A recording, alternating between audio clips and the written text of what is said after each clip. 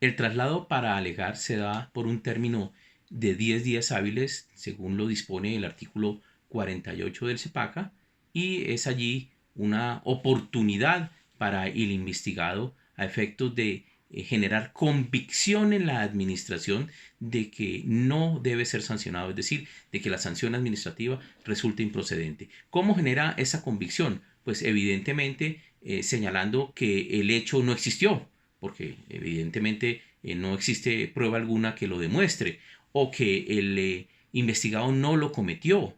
o porque no se subsume en una conducta típica, o porque el investigado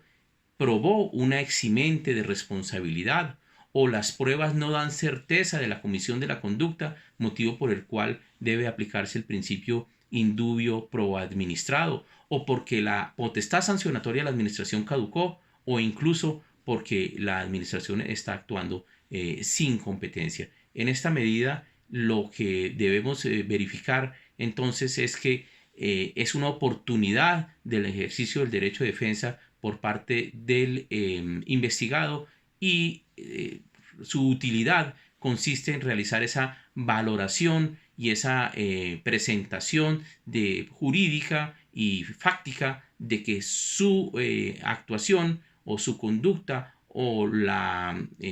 pruebas allegadas a la investigación administrativa no resultan procedentes para deducir una responsabilidad. Vencido el periodo para alegar, pasamos a la etapa de decisión administrativa. Esta etapa de decisión administrativa está básicamente prevista en los artículos 49 y 50 del CEPACA, y podemos deducir tres fases de esa decisión administrativa. La primera, indiscutiblemente, pues está en el artículo 49 y refiere a la determinación de la responsabilidad administrativa y el análisis de las eximentes de responsabilidad alegadas por el investigado. Y una situación posterior es que si logra la administración determinar la responsabilidad del investigado, pues entonces habrá de acudirse a los criterios de graduación y dosificación de la sanción administrativa. En este sentido,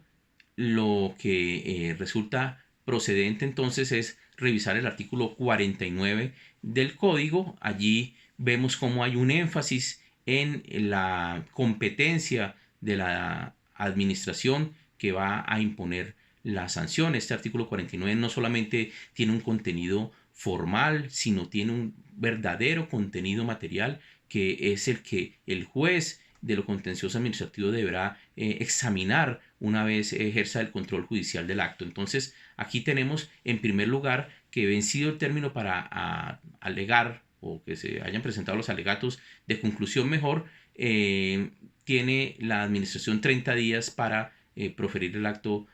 sancionatorio. El primer elemento que debe verificarse aquí es precisamente que la competencia, como ya lo dije. En segundo lugar, la individualización de la persona natural o jurídica a sancionar, es decir, que el hecho sea imputable por una conducta, bien sea por acción o omisión, a una persona natural o jurídica, es decir, allí hay un juicio de imputabilidad, hay un juicio de adecuación típica, en el sentido de que es esa persona quien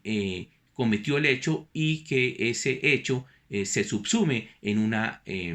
infracción administrativa. En segundo lugar, el análisis de los hechos y las pruebas con base en las cuales se impone la sanción, junto con las normas infringidas y los hechos probados. Nótese el principio de necesidad de la prueba para determinar si efectivamente la conducta se enmarca dentro de una infracción administrativa. Nótese la exigencia y la necesidad de la prueba en el sentido de que los hechos imputados al investigado pues deben tener un sustento probatorio, y nótese también que si se alega un eximente de responsabilidad, pues entonces esta debe haber sido probada por la parte investigada. Y una vez se hace esta valoración probatoria por parte de la administración, que es una exigencia no solamente del artículo 49, sino el artículo 42 de la ley 1437, en el sentido de que las pruebas deben ser valoradas para determinar la decisión administrativa, es decir, las pruebas son las que dan el marco de la motivación del acto, bien sea si este acto es de archivo o bien sea si este acto es de sanción. Entonces es obligatorio realizar esa valoración probatoria, pues la administración deberá adoptar una decisión. Si ha determinado que existen los elementos de la responsabilidad administrativa y que no hay un eximente de responsabilidad, pues entonces lo que se acudirá será a la graduación y la sanción, y la graduación y la dosificación de la sanción. Y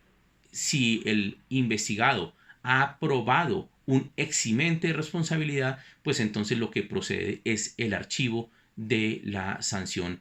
o de la actuación administrativa sancionatoria mediante el acto administrativo de archivo, el cual una vez quede en firme, se convierte en definitivo, y en esa medida pues no podría adelantarse una nueva actuación administrativa por los mismos hechos frente al mismo sujeto, en la medida en que se violaría el principio del non bis in idem. Entonces, si lo que se va a analizar es el eximente de responsabilidad, es importante precisar cuáles son esos eximentes de responsabilidad, es decir, cuáles son esas alegaciones que generalmente hace el ciudadano frente a la actuación administrativa sancionatoria para ser eximido de responsabilidad y que se archive la actuación administrativa. Es decir, su finalidad al alegar los eximentes es que se archive la actuación administrativa. Entonces, tenemos los eximentes de responsabilidad más comunes a pesar